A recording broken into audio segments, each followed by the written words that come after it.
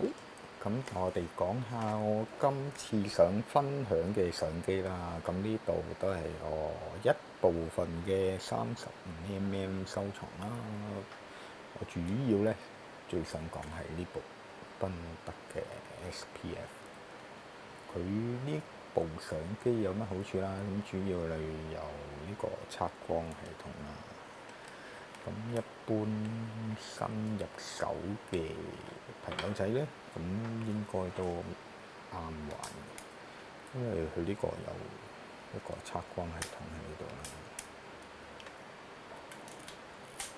咁就免卻咗測光嘅麻煩啦。最重要呢一部機呢，個價錢都幾平。幾平嘅意思係200零300蚊就一部啦。咁佢最重要，因為價錢平，同埋係一個全機械嘅相機啦。佢最大嘅問題呢，係因為而家年份都好耐㗎啦。佢大概我都記住咗日期，大概1964年啦。咁我最中意呢係呢一款 SV， 咁我都幾多部。通常都係因為佢係一部故障嘅機啦，都係一部壞咗嘅相機啦。咁我都會買翻嚟整嘅。維修咗之後呢，其實佢都會操作正常，因為大部分呢，佢都係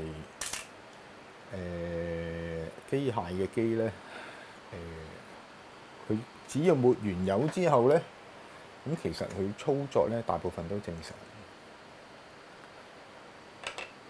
所以呢，可以揾下呢一部相機嚟玩，但係可能要揾下啲師傅啊，去做一個抹油嘅程序啦，令到佢回復當年嘅狀態啦。咁一般嚟講，我覺得呢一部相機呢，都係一部好好嘅選擇嚟嘅，而且外形都好靚，好復古。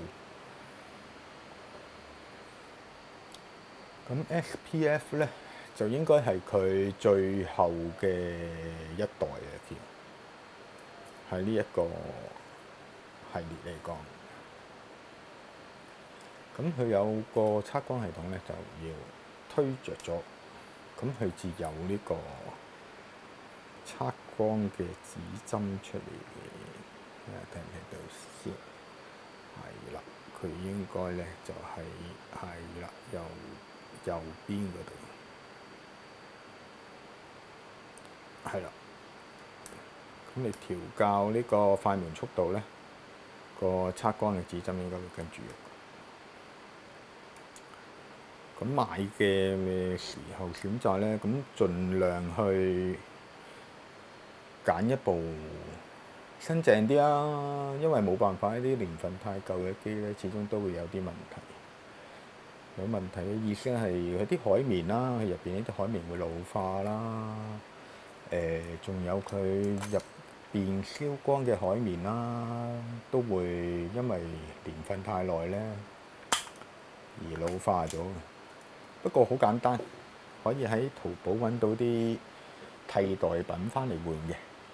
咁所以呢，睇下你有冇心機去維修啊。如果冇呢，就可能要揾啲師傅啊，維修師傅去整一整。